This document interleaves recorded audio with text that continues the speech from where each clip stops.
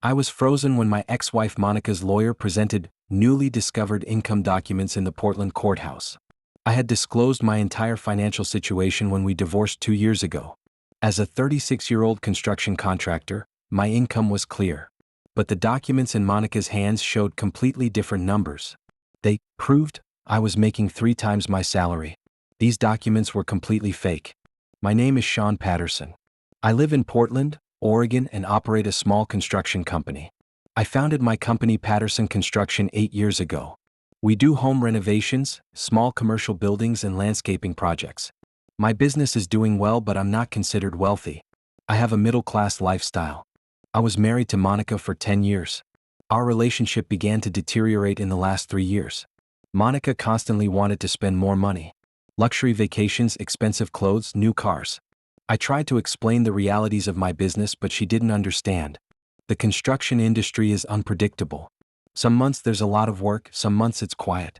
That's why we have to be frugal. But Monica wouldn't accept this. She constantly compared with her friends' luxury lifestyles. Our divorce process started 2 years ago. Our lawyers agreed on asset division and alimony. I agreed to pay Monica $1,500 monthly in alimony. This was about 25% of my income. It was a fair proportion. After the divorce, my life settled into a routine. I focused on my business and took on new projects. On weekends I spent time with my daughter Emma. Emma is 12 years old and a very smart child. Being with her made me happy. Last month I received an unexpected call. My lawyer Jennifer Chen called and said Monica had filed an alimony increase lawsuit. Monica wanted to raise the alimony to $3,000 per month. This was almost half my income. I told Jennifer the situation was ridiculous. My income hadn't changed. I had actually earned less last year due to the pandemic. Monica had no valid reason for an alimony increase. But Jennifer said there were documents coming from Monica's lawyer. Apparently Monica was claiming I had secret income. This was completely ridiculous. I had disclosed all my income during the divorce. When the court date arrived, I entered the courtroom with Jennifer. I hadn't seen Monica for 2 years. She was dressed more elegantly than before. Expensive clothes, jewelry. Apparently she had adopted a new lifestyle. Monica's lawyer Richard Stone was very aggressive. When court began, he stood up and started speaking. "Your Honor, new documents that have reached us show that Mr. Patterson has hidden his real income," said Richard. Judge Helen Morrison asked for clarification about the documents. Richard pulled out a thick file from his desk. These documents show that Mr. Patterson earns $10,000 per month. He had only declared $3,500 during the divorce. I was frozen. This was completely wrong. I had never earned $10,000 per month. Even in my best months I barely exceeded $6,000. Jennifer immediately objected. "Your Honor, these documents look suspicious. My client had clearly declared all his income." Richard handed one of the documents to the judge. "This is a bank statement. It shows monthly $10,000 transfers from the Sean Patterson construction account." This was impossible. My company account was at Northwest Community Bank and I had never made such transfers. These documents must be fake. Then came the second document. A payroll slip. Prepared with my signature, but the numbers were completely wrong. It showed I was receiving $10,000 monthly salary. The third document was a tax return. It said I had declared $120,000 annual income.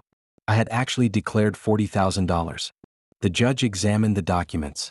"Mr. Patterson, what do you have to say about these documents?" "Your Honor, these documents are completely fake. I never earned these amounts," I replied. Richard smiled. "Your Honor, Mr. Patterson is denying it now that he's been caught. But the evidence is there." This situation looked very bad. The fake documents had been prepared very professionally. Even my signatures looked correct. How had Monica obtained these? The judge called a 10-minute recess. Jennifer and I talked in the hallway. "Sean, are these documents really fake?" asked Jennifer. "Of course they're fake. I never earned these amounts. But how do we prove it?" "Bring your financial records. Bank statements, tax returns, everything." I brought everything already. But Monica's documents look very convincing. After the break, we returned to the courtroom. Jennifer presented our defense. She showed my real financial records. But Richard claimed these documents could also be fake. The judge looked confused. There were 2 different sets of documents and it was hard to understand which was correct. Just as the hearing was about to end, something unexpected happened. The courtroom door opened and my friend Pete Anderson entered. Pete was my accountant and we had been working together for 10 years. Pete had a file in his hand. He approached the judge and asked for permission to speak. "Your Honor, I want to present very important evidence to this case," said Pete. Richard objected, but the judge allowed Pete to speak. Pete opened his file. "Your Honor, Monica Patterson came to my office last month. She requested Sean's financial documents. Since I was suspicious, I gave her fake documents." The courtroom fell silent. Monica turned pale. Pete continued. "All the documents I gave Monica have secret marks. I prepared them in Photoshop and added details that would prove they weren't original." This was an incredible development. Pete had told me about Monica's plan in advance. Monica had come to him asking for information about my financial situation. Pete had set a trap for her. Richard jumped up. "This is unacceptable. They set a trap for my client's lawyer." The judge asked Pete a question. "Why did you set such a trap?" Pete replied. "Monica's behavior was suspicious. I knew she was Sean's ex-wife, but why was she secretly gathering information? I realized she was preparing an illegal plan." Monica's lawyer Richard was very angry. "This is a trap. My client is innocent." The judge examined Pete's documents. There really were secret marks on each document. Metadata information showing they were prepared in Photoshop was present. Monica could no longer deny it. It had been revealed that she went to Pete's office and requested fake documents. This was a very serious crime. The judge stopped the hearing. "Monica Patterson, you are in very serious trouble for trying to mislead the court." Monica started crying. I just wanted my rights." The judge spoke sternly. "Misleading the court with fake documents is a serious crime. I reject this case and will refer to authorities." Richard tried to calm Monica, but it was too late. Monica faced both legal and criminal problems. The judge turned to me. "Mr. Patterson, groundless accusations have been made against you. This case is completely rejected." After leaving the courtroom, I thanked Pete. Thanks to him, Monica's plan had failed. Pete explained. "Monica came to my office last month. She said she was your ex-wife and asked for information about your financial situation. Since I was suspicious, I prepared fake documents for her. Why didn't you tell me immediately? I wanted to be sure. Maybe she had innocent intentions. But when she used the fake documents in court, her plan was revealed. This experience taught me a lot. I had never imagined how far Monica could go. Preparing fake documents and trying to mislead the court were very serious crimes."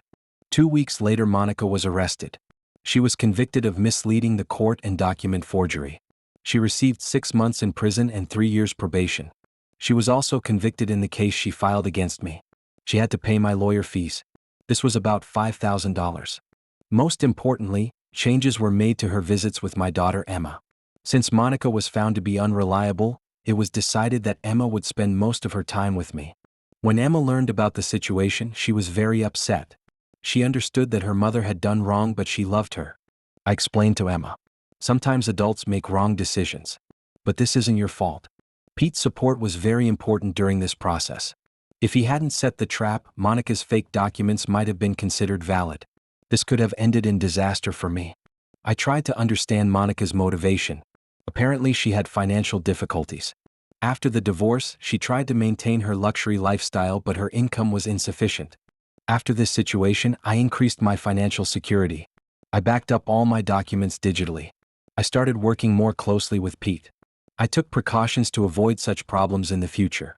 6 months later, Monica was released from prison. She had the right to see Emma, but under supervised conditions. I supported Emma seeing her mother because it was important for the child. Monica tried to apologize, but I didn't forgive her. What she did was very serious. I was only being polite for Emma's sake. This incident made me stronger. I saw that the legal system works fairly. Fake documents and lies eventually come to light. My business also went better after this incident. With Pete's support, I strengthened my financial structure. I gained new customers and expanded my company. My relationship with Emma also strengthened. Now we spent more time together. Her school performance improved and she became happier. A year later, Monica moved to a new city. Her meetings with Emma continued, but she could no longer interfere in our lives. This experience increased my faith in justice. I learned that with the support of right people like Pete, injustice can be overcome. Monica's preparation of fake documents brought her downfall.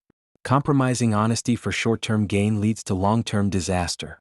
This story taught me this: truth always comes out and justice eventually prevails.